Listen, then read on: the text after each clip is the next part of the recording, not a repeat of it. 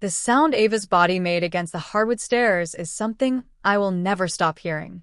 1 second she was standing at the top landing in her soccer jersey, phone in her hand, saying, "Mom needs to see this." And the next second Daniel's hand was on her shoulder and she was falling, elbow, hip, skull, step after step, all the way to the bottom of our staircase in Columbus, Ohio. I dropped the laundry basket I was carrying. I don't remember screaming, but Daniel told me later that I did. 9 minutes after the paramedics loaded my 16-year-old daughter into the ambulance, my phone rang. It was Nationwide Children's Hospital. The woman on the other end didn't ask calm, routine questions. She said my name twice, fast, like she needed to make sure I was really there. "Mrs. Carter, we need you here right now. Please, we're begging you, come in." I hadn't even grabbed my shoes yet. If you've ever had a phone call rearrange your entire life in the span of one sentence, you already know where this is going. Stay with me until the end, because what the doctors found that night and what came out about my husband in the weeks after is not what I expected, and it changed every single thing I thought I understood about the man I married. Before I tell you what happened on those stairs, you should know who we were before that night. So if this kind of story matters to you, subscribe, not for me, but because somebody out there needs to hear that surviving this is possible. My name is Melissa Carter. I'm 42 years old. I teach 3rd grade at a public elementary school on the east side of Columbus, and until 3 years ago, it was just me and my daughter Ava against the world. Ava's father, Mark, and I divorced when she was 9. It wasn't dramatic. We just wanted different lives. He remarried a woman named Susan 2 years later and moved across town. He's a decent father, a little absent, but decent. I met Daniel Voss at a school fundraiser. He was 44 then, recently divorced himself, with a son named Tyler who is already 19 and mostly out of the house. Daniel was warm. He remembered small things, my coffee order, Ava's soccer schedule, the anniversary of my mother's death. He made me feel like someone was finally paying attention. We married 2.5 years later. My sister Renee never fully warmed to him. She used to say, "He's too smooth, Mel. Nobody's that agreeable all the time." I told her she was projecting her own divorce onto my marriage. I uscite l'istana tarde. For the first 2 years, Daniel was a good stepfather. He came to Ava's games. He helped with her math homework. But somewhere in the last several months, something in him had gone quiet and tight, like a man holding his breath. I noticed it. I just didn't know why yet. The change started small enough that I told myself I was imagining it. Daniel worked as a VP of regional sales for a manufacturing supplier out in Grove City. Steady paycheck, company car, the kind of job that let us take a real vacation every summer. Around February, he started coming home later. He stopped talking about work at dinner. When I asked how his day was, he'd say, "Fine," in a tone that closed the door on the question. Ava noticed too. She was 16, a sophomore, playing club soccer and saving every spare hour for practice because she had her sights set on a regional tournament that spring, the kind of tournament that college scouts actually attended. She'd been working toward it for 2 years. "Something's off with Daniel," she told me one night in March, sitting on my bed while I folded laundry. He snapped at me for leaving my cleats by the door. Like, actually snapped. "He's just stressed at work," I said. She looked at me the way teenagers look at you when they know you're choosing not to see something. "Okay, Mom." I brushed it off. I had papers to grade and a marriage I'd invested everything in, and it was easier to believe the story where nothing was wrong than to ask the questions that might unravel it. Tyler, Daniel's son from his first marriage, came for dinner in early April. He was 22, working construction, and he and Daniel had a relationship that always felt formal to me. Polite, distant, like two men who loved each other but didn't know how to say so. That night, Tyler stayed after Daniel went out to move his car. He looked at me for a long moment. "Is Dad doing okay?" he asked. He called me last week and didn't sound like himself. "What do you mean?" Tyler hesitated. He gets like this. When things pile up. My mom used to say, he goes somewhere else in his head. I asked what he meant by go somewhere else, but Daniel walked back in before Tyler could answer, and the conversation folded itself shut. I didn't push. I had no idea that sentence would matter so much in a few weeks. That was the first secondary character thread I should have pulled harder on. Tyler knew something about his father. I didn't. I just wasn't ready yet to hear it. Renee called me that same week. You seem tired lately, she said. Everything okay with Daniel? We're fine. I told her, the way you tell your sister things are fine when you're trying to convince yourself, too. By late April, Daniel had missed 2 of Ava's games in a row. That wasn't like him. He used to be the loudest dad on the sideline. I finally asked him directly one night after Ava had gone to bed. Daniel, what is going on with you? He sat at the kitchen table for a long moment, turning his wedding ring around his finger, a habit he had when he was thinking hard about a lie. Work's been a lot, he said. Restructuring. Nothing I can't handle. You tell me if it was serious. Of course I would. I believed him, because believing him was easier than sitting with the version of my life where it wasn't true. What I didn't know, what none of us knew yet, was that Daniel had been let go from his VP position 7 weeks earlier. He'd been driving to a coffee shop parking lot every morning at 8, sitting there in his car in a pressed shirt, pretending to go to a job that no longer existed. He'd been living inside a collapsing story, and the pressure of holding it up alone was doing something to him none of us could see from the outside yet. The tournament fee was due May 3rd, $480 for Ava's regional soccer tournament, the one with the college scouts. Money I'd set aside months earlier in the joint account Daniel, and I shared with Ava's college fund folder attached to it, for convenience, back when things were simple. I asked Daniel to transfer it that Sunday morning. I'll handle it Monday, he said, not looking up from his phone. Monday came and went. So did Tuesday. Ava mentioned it to me Wednesday, anxious, chewing her thumbnail the way she did before every big test. Mom, Coach needs the fee by Friday or I lose my spot. I'll take care of it, I told her, and I meant it. I logged into the account that night after everyone was asleep. The balance wasn't what I expected, not by a long shot. Where there should have been just over $11,000 sitting in Ava's college fund, there was $612 left. I sat there in the blue light of the laptop screen for a long time, rereading the number like it might change if I looked hard enough. It didn't. Something had been happening in our house for months, quietly, underneath all our ordinary dinners and ordinary Tuesdays, and I had no idea yet how deep it went. I didn't confront Daniel that night. I told myself I needed to understand what I was looking at before I said anything. Maybe it was a transfer error, maybe he'd moved it somewhere for a reason, maybe there was an explanation that didn't make my chest feel like it was caving in.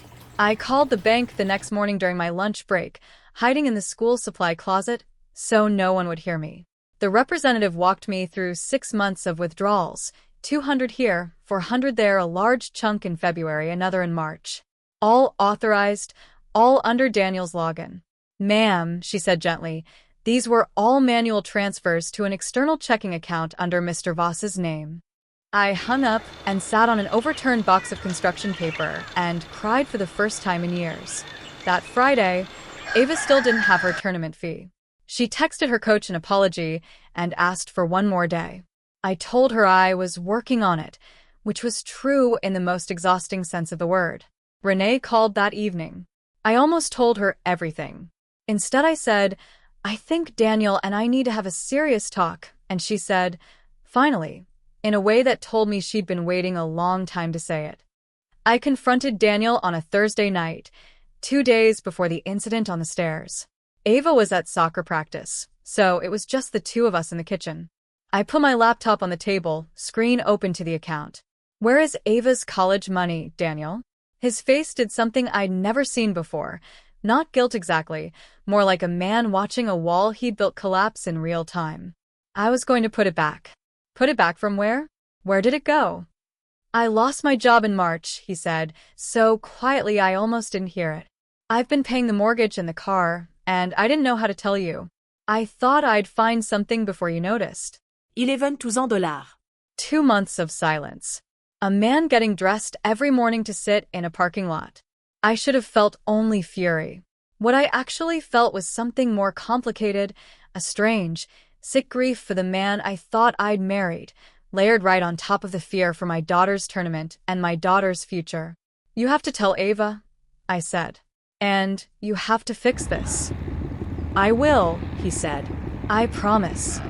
I believed him one more time. It was the last time. Saturday, the day before the tournament fee deadline, I told Ava the truth.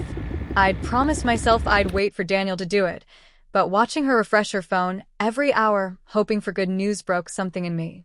The money for your tournament isn't there, I said. Daniel's been having some financial trouble.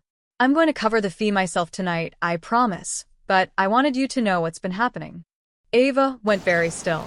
The college fund? Grandma's money. My mother had left that money for Ava specifically years before she passed. Ava knew that. I'm handling it, I said again, hating how small the word sounded. That night, Daniel came home late, and I heard Ava's voice through the wall before I heard his. She'd found something. The printout I'd left folded on my nightstand. The 6 months of withdrawal records I'd stupidly left out.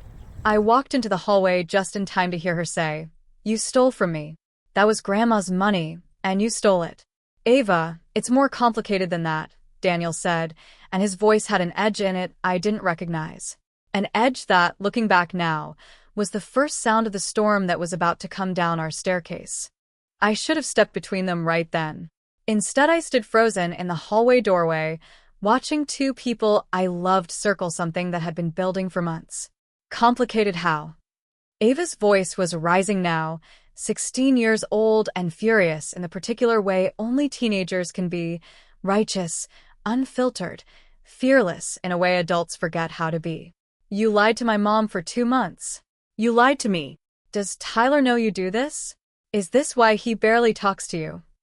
I watched something shift in Daniel's face at the mention of his son's name. His jaw tightened. His shoulders came up around his ears. "That's not fair," he said. "None of this is fair," Ava shouted, and she turned toward the stairs, phone already in her hand. "I'm calling Mom's sister. She's always said you were." "Don't," Daniel said, stepping toward her.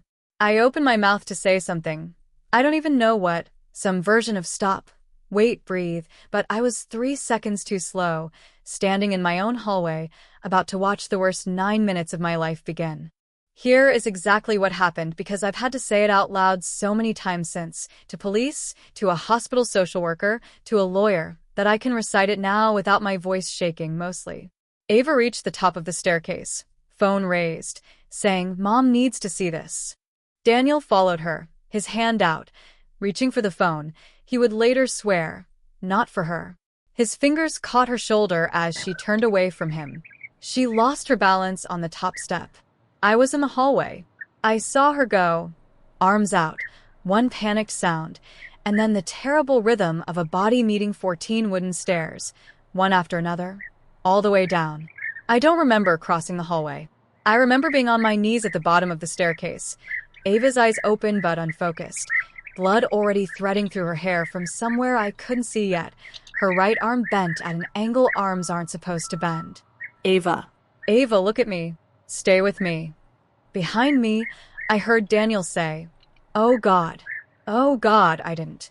And then nothing else because I was already dialing 911, my hands shaking so hard I dropped the phone twice before the dispatcher picked up. 911. "What's your emergency?" "My daughter fell down the stairs." "She's not. She's bleeding. Her arm looks broken. Please, please hurry." The dispatcher's voice was steady in a way I clung to like a rope. "Ma'am, I need you to stay on the line. Is she breathing?" Yes. "Yes, she's breathing. She's talking a little. She keeps saying my name." Good. "That's good. I have paramedics en route. 6 minutes out. Don't move her. Keep her still, and keep talking to her." I looked up once, just once, at Daniel standing 3 feet away, hands pressed over his mouth, staring down at Ava like he didn't recognize the scene he was standing in. He wasn't moving to help. He wasn't moving at all. "Mom," Ava whispered. Her voice was thin and far away. "My arm." "I know, baby. I know. Help is coming." He pushed me. I felt those 2 words land somewhere deep and permanent in my chest, even through the panic, even through the blood, even through the sound of sirens finally turning onto our street. Whatever Daniel intended in that half-second at the top of the stairs, that was what my daughter believed had happened to her, and nothing that came after would ever fully erase that. The paramedics were fast and efficient in a way that felt almost violent against the chaos in my own body. One knelt beside Ava, checking her pupils, her pulse, the angle of her arm, while another asked me rapid-fire questions I could barely answer. Any loss of consciousness? I don't. Maybe a few seconds, I don't know. Does she have any medical conditions? Allergies? No. No. She's healthy. She's a soccer player, My voice broke apart on the word healthy because nothing about my daughter in that moment looked healthy.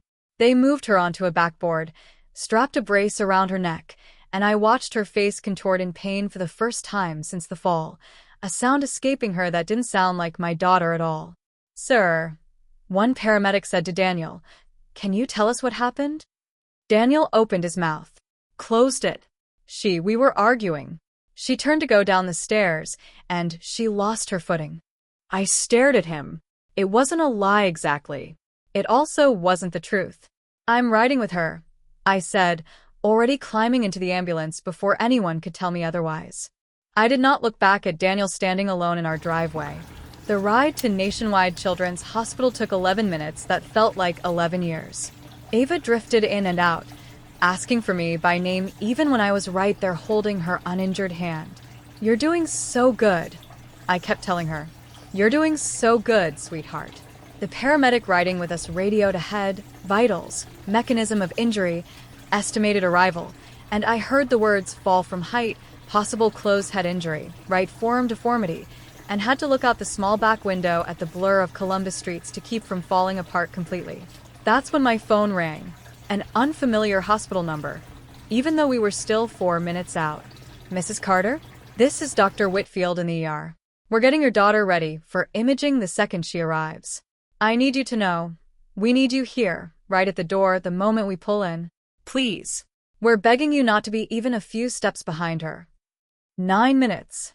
That's how long it had been since I'd knelt at the bottom of my own staircase.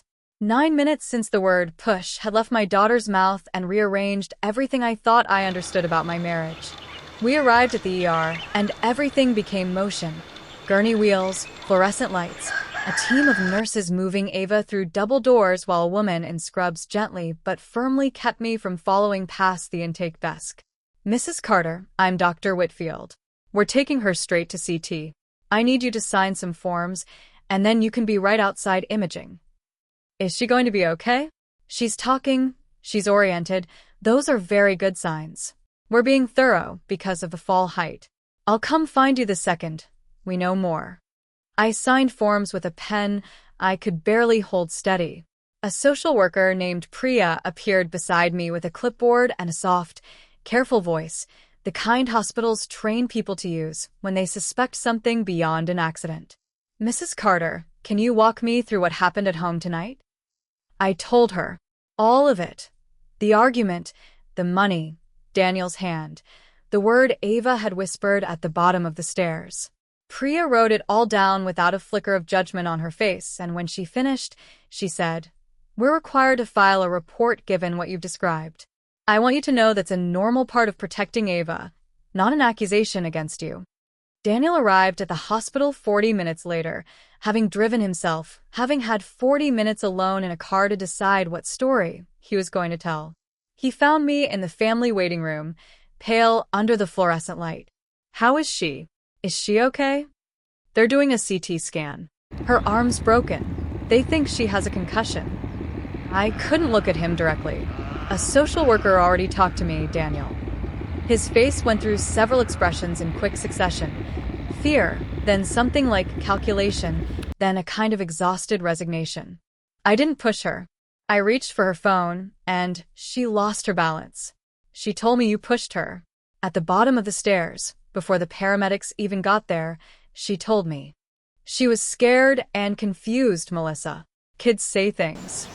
Something in me went cold and clear in that moment, the way water does right before it freezes.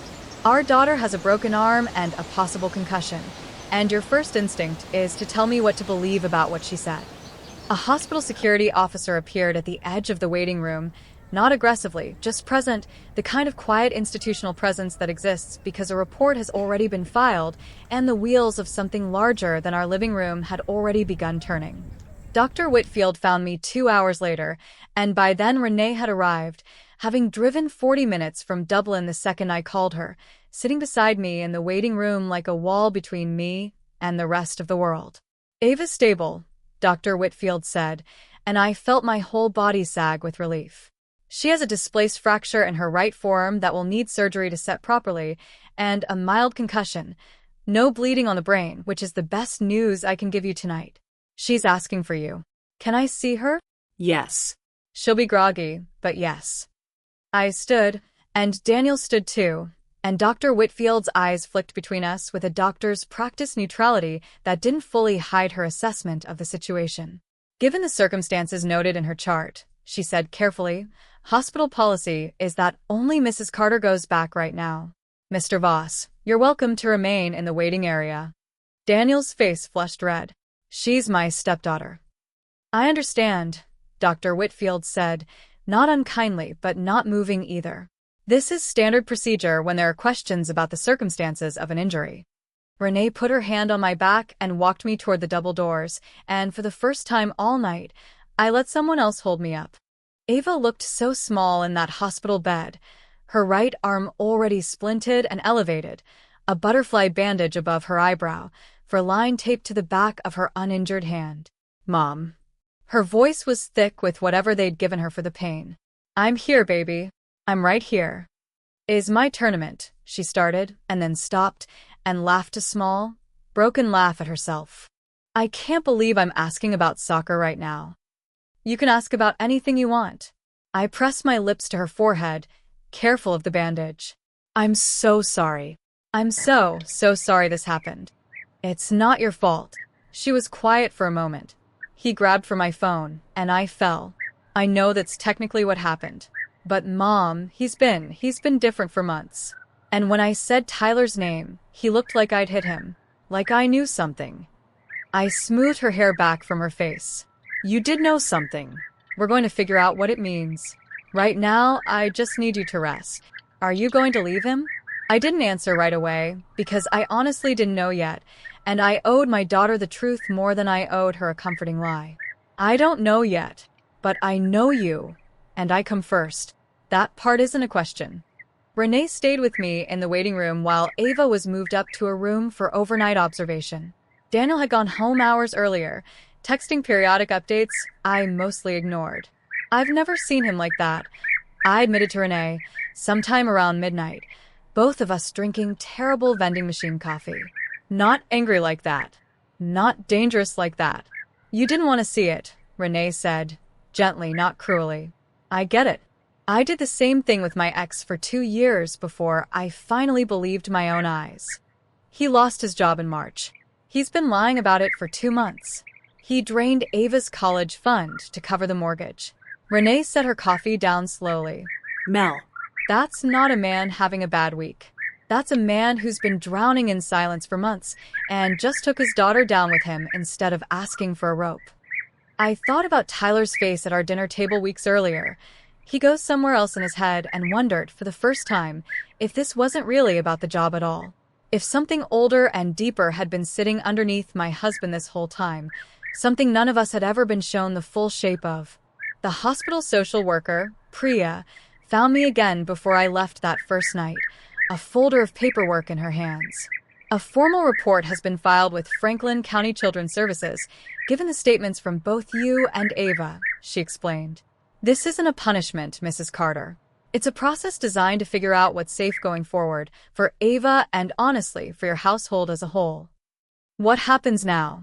"A caseworker will likely reach out within a few days. There may be a request that Mr. Voss not be alone with Ava unsupervised until things are assessed." "I know that's a lot to hear tonight." I nodded, numb, holding a folder full of instructions for a life I hadn't planned for 12 hours earlier. Driving home near 2 in the morning, Renee following behind me in her own car so I wouldn't be alone, I passed our dark, empty house and kept driving instead, straight to Renee's guest room, unable to walk back through that front door and past that staircase yet. Somewhere across town, Daniel was alone in the house we'd built together, and whatever explanation he owed all of us was still sitting unspoken inside him. The first quiet fracture in a story that was about to widen into something much bigger. Ava came home from the hospital 3 days later with a cast from wrist to elbow and a follow-up surgery scheduled to properly set the bone. I'd moved her into Renee's guest room with me for the time being, unwilling to bring her back to a house with Daniel still living in it. The Children's Services caseworker, a calm, thorough woman named Denise, came to interview all of us separately that week.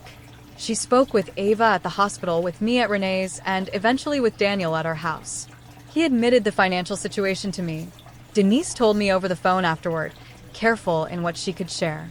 He was very forthcoming, actually, about that part, but not about pushing her. He maintains it was an accident. Your daughter maintains otherwise. Cases like this often live in that gray space, Mrs. Carter. What matters most right now is a safety plan going forward. That same week, Tyler called me. Not Daniel, me. His voice was tight, careful. I heard what happened. I need to tell you something about my dad. Something from when I was a kid. I should have told you a long time ago. I met Tyler at a coffee shop near his apartment, both of us wary, neither of us quite sure what we owed the other. When I was 12, Tyler said, turning his cup slowly on the table without drinking from it, my dad lost his job too. Different companies, same pattern, hid it from my mom for almost 3 months. When she finally found out, there was a huge fight. I was upstairs. I heard a crash on the stairs. My stomach dropped. What happened? My mom fell. She said she tripped. I've never fully believed that. He finally looked up at me. My parents divorced 8 months later. My dad went to therapy for a while, I think, but nobody in my family ever really talked about that night again. I moved out the second I turned 18, and I've kept him at arm's length ever since, because some part of me has always been waiting for it to happen again to someone else. I sat there stunned, holding a coffee I'd stopped drinking. Why didn't you say something sooner? At dinner that night, when I asked you what you meant about him going somewhere else? Because I wanted to believe he'd actually changed, Tyler said quietly. I wanted it to be true so badly that I let myself stay quiet. I'm sorry, Melissa. I should have warned you. That conversation cracked something open that reframed everything. This wasn't only about a lost job or a drained bank account. This was a pattern, one that had apparently repeated itself once already, 15 years earlier, in a different house, with a different woman, and a different child standing at the top of a different staircase. I brought this to Denise, the caseworker, who took detailed notes and told me it would factor into the ongoing assessment. I also, finally, told Renee the full story and watched my sister's face shift from anger into something more complicated, grief, maybe, for the marriage she'd watched me build on a foundation none of us had fully seen. I'm not telling you what to do, Renee said, but you deserve the whole truth before you decide anything. Ava, when I gently told her what Tyler had shared, went very quiet. So it's not new, she finally said. It's just old, and nobody ever fixed it. It looks that way, yes. Do you think he even knows he does it? Or does he just black out and wake up at the bottom, having already broken something? It was a devastatingly perceptive question for a 16-year-old to ask, and I didn't have an honest answer for her yet. But I intended to find one. Daniel asked to meet me at a neutral location, a diner off Route 33, away from the house, away from Ava. I almost didn't go. Renee told me I didn't owe him anything, but I went anyway because I needed to look him in the eye and ask him directly about the thing Tyler had told me. Tyler talked to me, I said, before Daniel could even sit down fully. About his mother, about the stairs, 15 years ago. Daniel's face went the color of the diner's cheap paper napkins. That was a different situation. Was it? He was quiet for a long time, turning his coffee cup in slow circles. My mother did the same thing to my father. Screamed, threw things, once put a hole in the wall 2 feet from my head when I was 9. I swore my whole life I'd never become someone like that. And somehow I still keep ending up standing at the bottom of a staircase wondering how I got there. That's not an explanation, Daniel. That's a pattern you've known about for 15 years and never once got real help for. I know, he said, and for the first time since the accident, his voice cracked in a way that sounded genuinely broken rather than performed. I know, Melissa. I've been so ashamed of all of it that I just kept burying it deeper instead of dealing with it. And now I've hurt Ava the exact same way it was done to me. I didn't forgive him in that diner. I want to be clear about that, because I know some of you are waiting to see if I did. What I told him instead was this: Ava's safety comes first, full stop, no negotiation. Until Children's Services closes this case, you don't see her unsupervised. You get real, consistent therapy, not 2 sessions and quitting, actual sustained work. And you find a way to start paying back every dollar of that college fund, even if it takes you the next 5 years. I want to fix this, he said. I don't know how yet, but I want to. Wanting to isn't the same as doing it. Tyler wanted to believe you'd changed too, and he waited 15 years to find out you hadn't. That landed on him harder than anything else I'd said. He put his face in his hands right there in the booth, and for a moment I saw not the confident, agreeable man I'd married, but a frightened boy standing near a hole in a wall 2 feet from his own head, deciding what kind of man he'd grow up to be, and getting the answer partly wrong. I drove back to Renee's that night with a strange, heavy clarity settling over me. This wasn't over. But for the first time in months, I understood the actual shape of what we were dealing with. Ava's surgery to properly set her arm happened that Friday, a clean procedure that Dr. Whitfield's colleague performed without complication. I sat in the surgical waiting room alone. Daniel had asked to come, and I told him no, not yet, one boundary at a time. While I waited, I called Ava's soccer coach, Marisol, to explain why she'd missed the tournament, and to my surprise, Marisol already knew. Ava texted me from the hospital bed the first night, Marisol said. Didn't want to worry me, but wanted me to know she wasn't ditching the team. That kid has more grit than half the adults I know. She missed her shot with the Scouts. There'll be other tournaments, Melissa. There won't be other daughters. You made the right call being there instead. That small kindness from someone outside my collapsing marriage meant more to me than I could explain. It reminded me that our life wasn't only made of Daniel's failures, it was also made of a coach who cared, a sister who showed up at midnight, a stepson brave enough to finally tell the truth. Ava came out of surgery groggy but stable, her arm now properly set and casted for the next 6 weeks. Did it work? She mumbled. Am I going to play again? You're going to play again. I promised her, and meant it with my whole chest. Recovery brought its own kind of quiet chaos.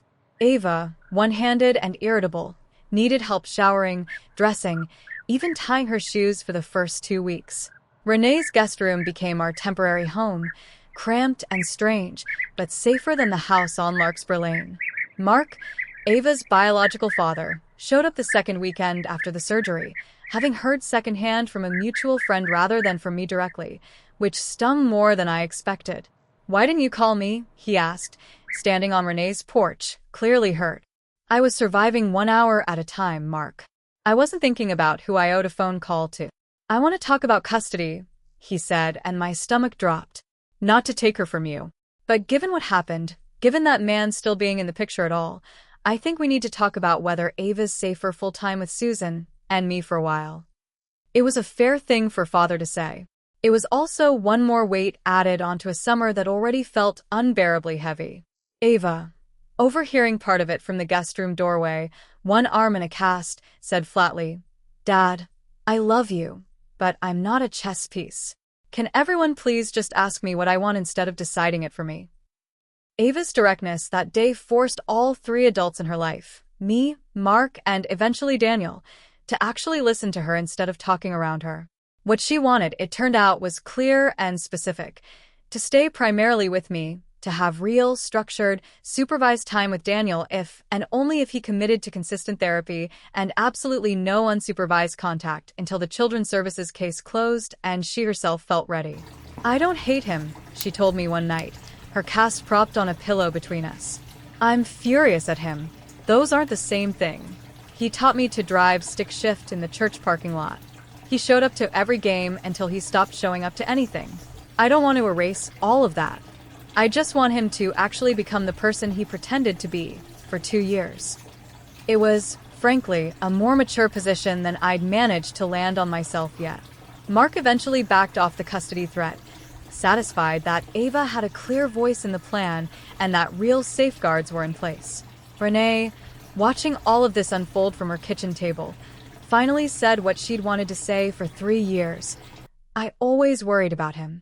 I'm just glad I was wrong about you not being strong enough to handle whatever came. Denise, the caseworker, closed out her formal investigation in late June with a determination that split the difference in the way these things often do. The physical injury was classified as resulting from an altercation with contributing negligence, not intentional assault, but the safety plan I'd already put in place, supervised contact, mandatory therapy, financial restitution, was formally recommended to continue for at least 6 months. For what it's worth, Denise told me privately, in 15 years doing this job, I've seen very few men take a report this seriously without a court forcing them to. That doesn't erase what happened. It's just data for whatever you decide to do with your marriage. Daniel had, in fact, started therapy the week after our diner conversation, twice weekly with a specialist in family trauma and anger, not once a month like I'd feared.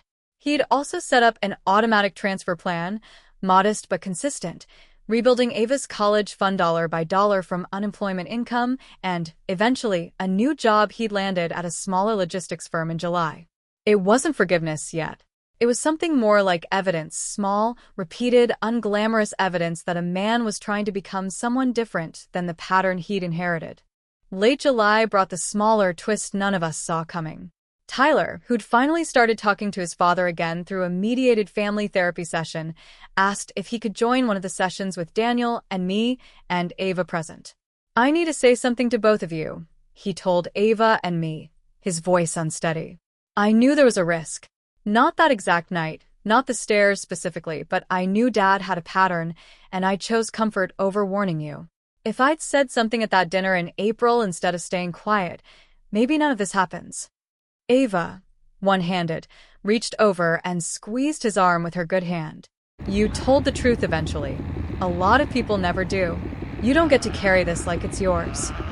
It was Ava, 16 years old with a healing fracture, who ended up comforting a 22-year-old man twice her size, and something about that moment cracked me open in a completely different way than anger or fear had. My daughter had more grace in her than most adults I knew, myself included some days. Daniel watched the exchange between his son and his stepdaughter with tears running freely down his face, saying nothing, because for once there was nothing that needed adding. The real twist, the one none of us fully understood until August, came out during a family therapy session with Dr. Renner, the specialist Daniel had been seeing. Dr. Renner asked Daniel, gently, to walk through the exact moment on the stairs one more time, slowly, in detail, the way he remembered it rather than the way he'd been repeating it defensively for months. Ava turned to go down the stairs, Daniel said, voice shaking. I reached for her phone because I genuinely thought in that moment, that she was about to call someone and tell them things about our family that weren't fully true yet, that I hadn't had the chance to explain myself. I wasn't trying to stop her from calling for help. I was trying to stop her from calling Renee before I could explain the money to you first. The room went very still. I wasn't protecting her, Daniel continued, forcing the words out. I was protecting myself. My hand was on her shoulder because I was afraid of being exposed, not because I was afraid for her. That's the truth I've been avoiding saying out loud for 3 months. It wasn't really an accident born of clumsiness.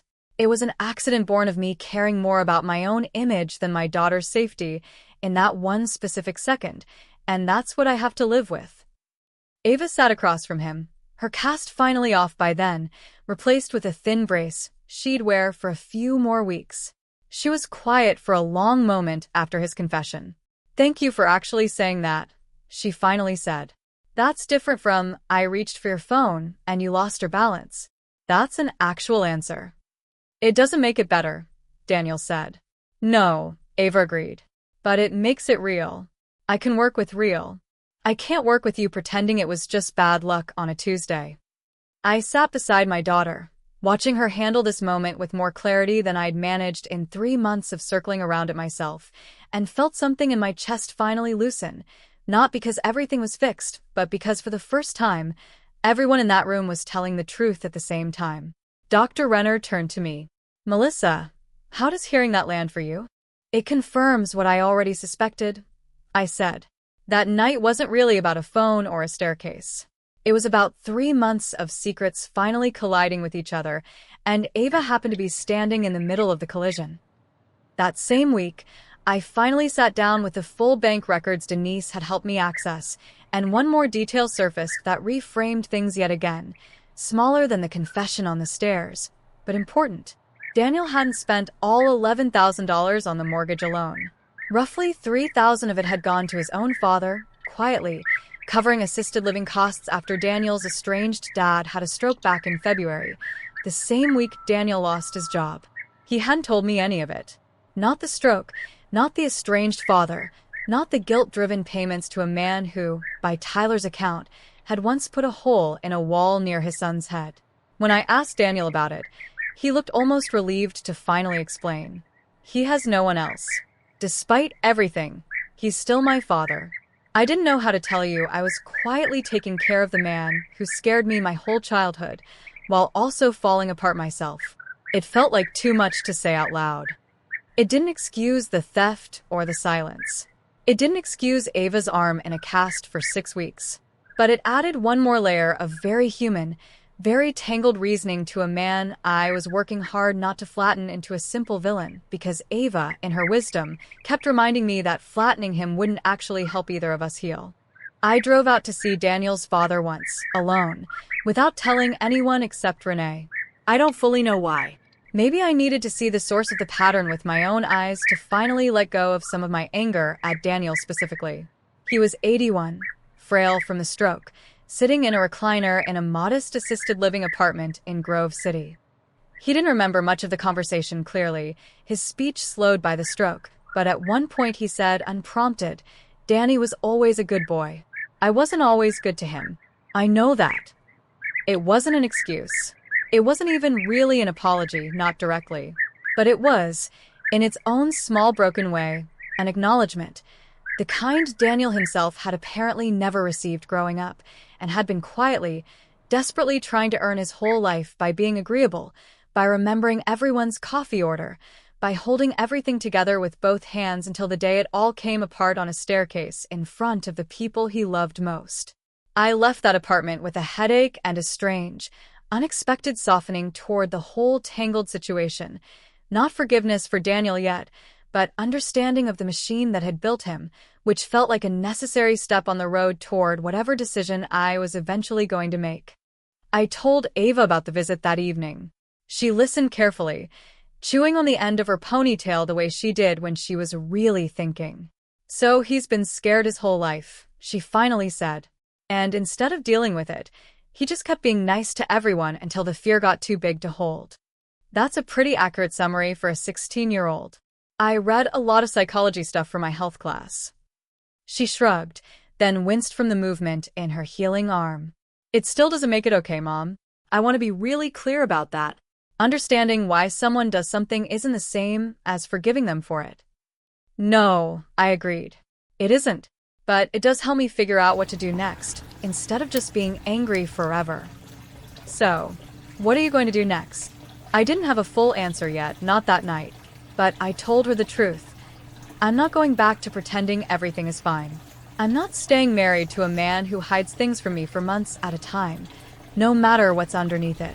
But I also don't think erasing him from your life entirely is the right answer either, if he keeps doing the actual work. We're going to figure out a version of this that keeps you safe first. By September, I filed for separation. Not full divorce yet, a legal middle ground Denise and my lawyer both suggested.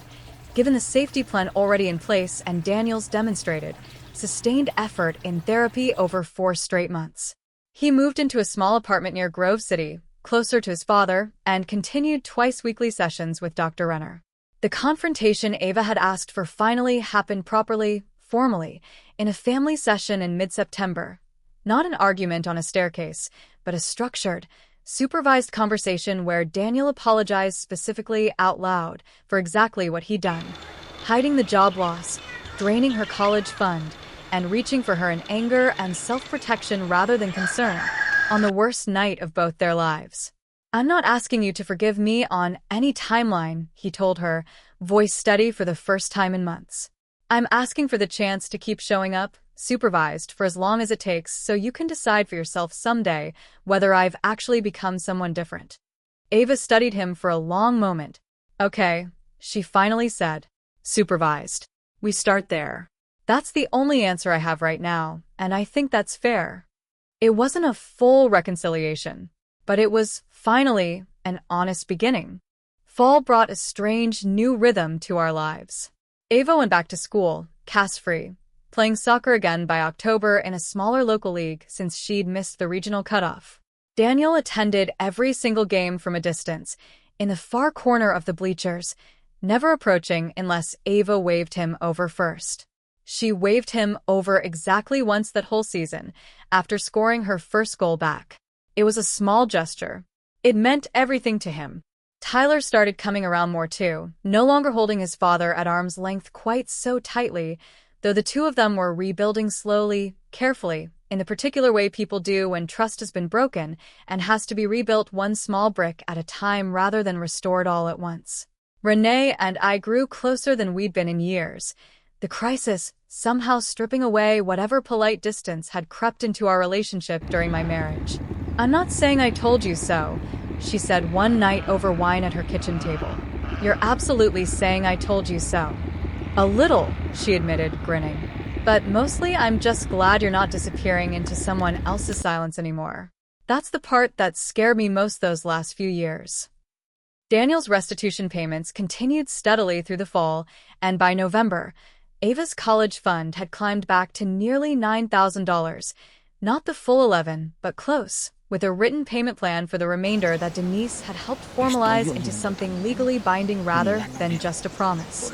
He also, quietly, started a support group for men navigating job loss and family stress, meeting weekly at a community center near his apartment. He never made a big announcement about it. Tyler mentioned it to me almost in passing. He said he wished someone had made him go to something like that 15 years ago, before things got as bad as they got with my mom. Tyler told me. Said maybe it would have stopped the pattern before it ever reached Ava. I didn't know what to do with that information except let it sit there as one more small, unglamorous piece of evidence. Not proof that everything was fixed, never that, but proof of ongoing effort in the direction of something better. Ava, for her part, had started seeing her own therapist independently, working through the physical fear that still sometimes gripped her at the top of staircases, a small lingering tremor from that April night that no amount of confession or restitution could immediately erase. Thanksgiving that year was smaller and stranger than any we'd had before.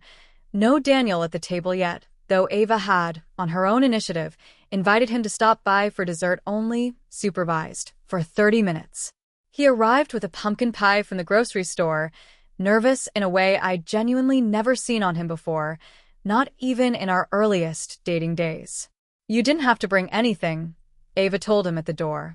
I wanted to. He held the pie out like an offering. I know 30 minutes isn't much. It's a start, she said, echoing words he'd used himself weeks earlier, and something about hearing her hand his own language back to him seemed to hit him harder than any accusation could have.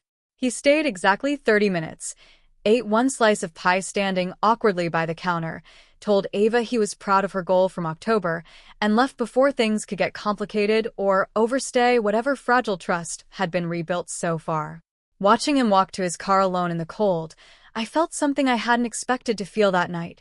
Not longing for the marriage we'd lost, but a cautious, guarded kind of hope that two broken people, him and his own long-buried fear, me and my long-buried denial, might actually be climbing out of the same hole from different directions.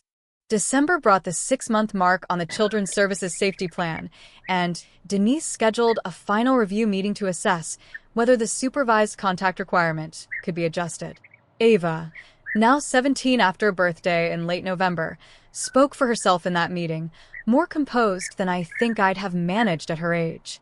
I think supervised visits can become unsupervised, slowly, starting with short things, like watching one of my games from the regular bleachers instead of the far corner, she said. I'm not ready for him to move back in. I don't know if I'll ever be ready for that specifically. But I don't want to keep punishing him forever for a night. He's clearly spent 8 months trying to actually understand. Denise looked between us. That's a remarkably clear-eyed position, Ava. I had a lot of time to think about it, Ava said, sitting in physical therapy for my arm. The plan was formally adjusted that week.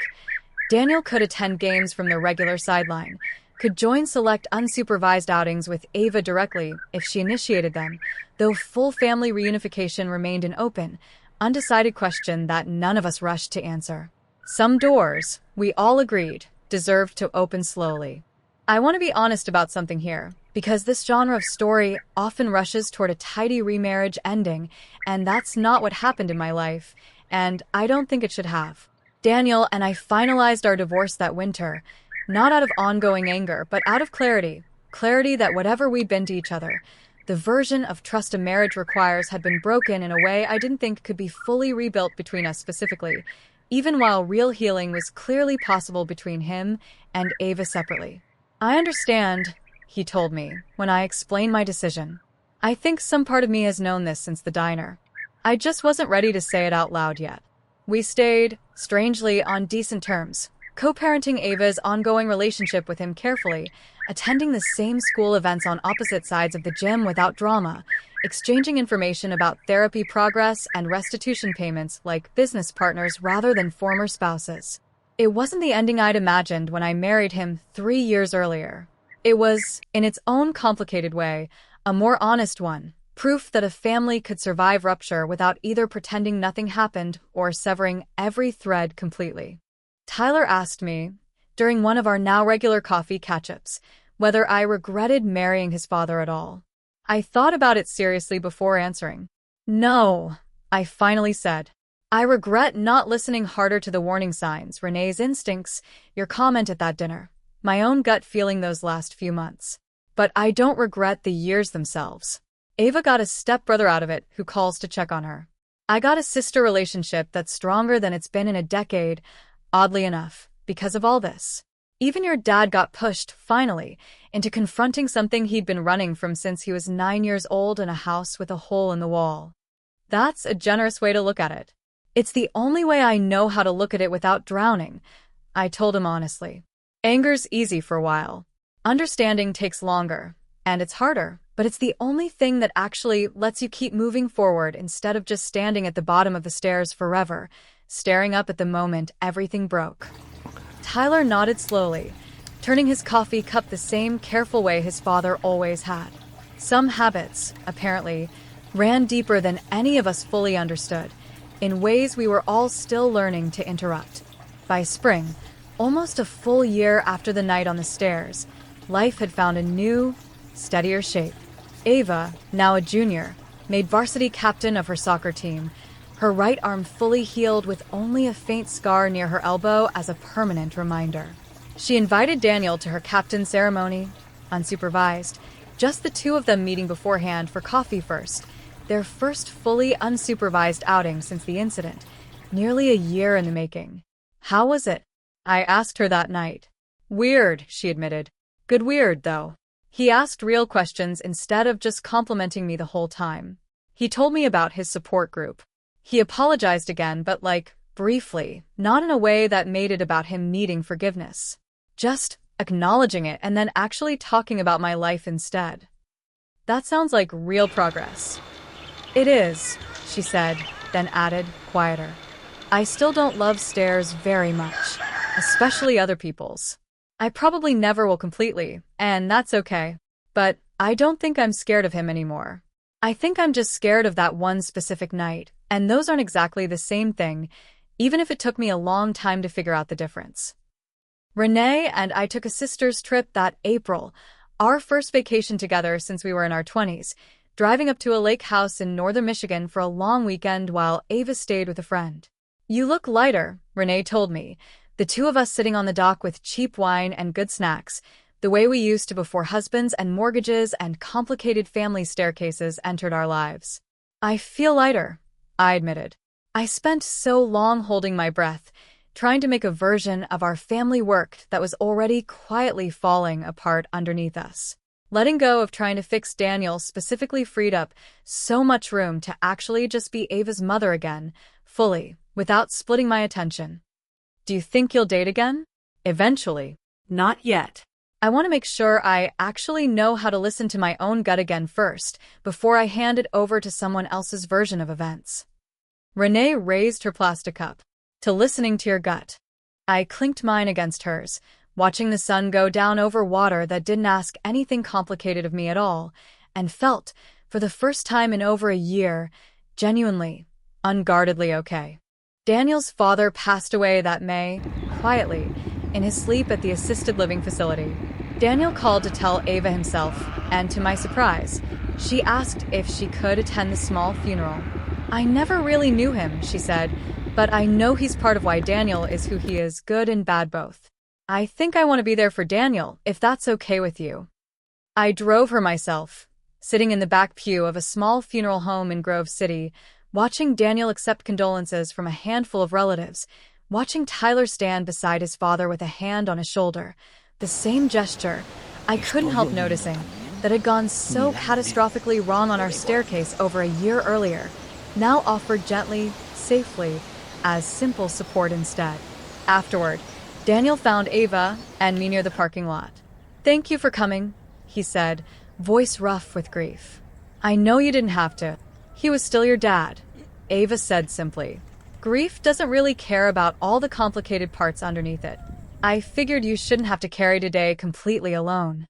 It was, I thought, watching my daughter offer that grace to a man who'd once caused her so much pain, the clearest sign yet of exactly how far both of them had come. That summer, Daniel completed a full year of consistent therapy, hitting a milestone Dr. Renner marked as significant progress in their sessions. His support group had grown from 4 men to nearly 20, meeting in a larger space at the community center now, word having spread quietly among people who recognized pieces of their own silence in his story. He asked, carefully, through Denise's final case review, whether he might attend one holiday dinner that fall, supervised loosely by Renee's presence rather than a formal caseworker. Ava considered it for several days before answering. Thanksgiving, she finally decided. Not Christmas yet. Small steps. I found myself, strangely, not dreading the idea the way I might have a year earlier. Whatever we'd lost as a marriage, watching him actually do the work, consistently, unglamorously, without expecting instant forgiveness as a reward, had earned him something smaller but real, a cautious, evolving relationship with the daughter he'd once, in one terrible half-second, put in real danger. Tyler, for his part, had moved into an apartment near his father's, the two of them having dinner together most Sundays now, rebuilding 15 years of distance, one ordinary meal at a time, the way real repair actually happens, slowly and mostly without an audience. I sat down with Ava on the 1-year anniversary of the fall, the two of us on the same staircase in the house I'd eventually decided to keep, refinishing the wood ourselves that summer as a strange, deliberate act of reclaiming the space. "Does it feel different now?" asked her, both of us sitting on the middle step, sanding block still in her hand. "It used to feel like a scene from a nightmare every time I walked past it," she said. "Now it mostly just feels like stairs." I think that's what healing actually looks like, honestly. Not some big, dramatic moment where it stops hurting. Just, one day you notice it's just stairs again. I put my arm around her, both of us covered in a fine layer of sawdust, sunlight coming through the window at the landing above us. "I'm proud of you," I told her, "for how you handled every single piece of this. The hospital, the confrontations, deciding what forgiveness looked like on your own timeline instead of anyone else's." "I learned that from you, actually," she said. "Watching you figure out how to be furious and fair at the exact same time. That's a harder skill than people give it credit for. If you've stayed with me this long, you already know this story didn't end in a dramatic courtroom scene or a tidy reconciliation with a bow on top. It ended, instead, the way most real healing does, slowly, unevenly, built out of small, honest choices repeated over and over until they finally added up to something solid. Daniel is not the man he was the night my daughter fell down those stairs. He's also not fully free of the pattern he inherited from his own father. He tells me honestly in the rare moments we still talk that he expects he'll be doing that work for the rest of his life. One supervised holiday, one Sunday dinner with Tyler, one weekly meeting with other struggling men at a time. Ava carries a small scar near her elbow and an even smaller, quieter caution around unfamiliar staircases, but she also carries something else now, a clear, hard-won understanding that loving someone and holding them fully accountable are not opposites. They can, difficult as it is, exist in the very same sentence. I carry the memory of a phone call that rearranged 9 minutes of my life into the worst and, eventually, most clarifying night I've ever lived through. People ask me sometimes, now that enough time has passed, whether I regret staying married to Daniel as long as I did, or whether I regret the slow, complicated way our family chose to repair itself instead of cutting him out entirely. I don't. Not because what happened on those stairs was small. It wasn't, and I'll never pretend it was. But because Ava herself taught me that justice and connection aren't always opposites. Sometimes the bravest thing a family can do isn't walking away completely. It's staying close enough to make sure the person who hurt you actually has to do the work, instead of disappearing where no one can hold them accountable at all. That doesn't mean staying is always the right answer. For us, in this specific, complicated situation, with real safeguards, real professionals, and a daughter with a clear enough voice to set her own boundaries, it became the right one.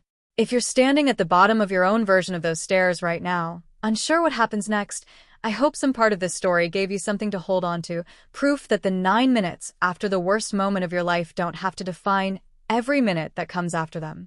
It's been a little over a year now since that phone call from the ER, the one where a stranger's voice begged me to come in before I'd even had time to process what had happened at the bottom of my own staircase. I think about that voice sometimes, how much urgency and care a total stranger poured into 9 minutes, simply because my daughter needed someone to fight for her. I try to carry that same urgency into my own life now, into the boundaries I set, the truths I finally started telling, the sister I let back in close, the daughter I watched grow braver and wiser than I ever expected a 16-year-old to become in the middle of the worst year of her life. If this story meant something to you, if some part of it reminded you of your own staircase, your own 9 minutes, your own complicated family you're still learning how to hold accountable and love at the same time, I'd genuinely love to hear about it in the comments below. Not for the algorithm, because stories like this only help people when we're honest enough to share them. And if you want to be here the next time I tell one of these stories, subscribe, not because a button needs clicking, but because some of you have told me these stories help you feel less alone, and that reason matters more to me than any other one could.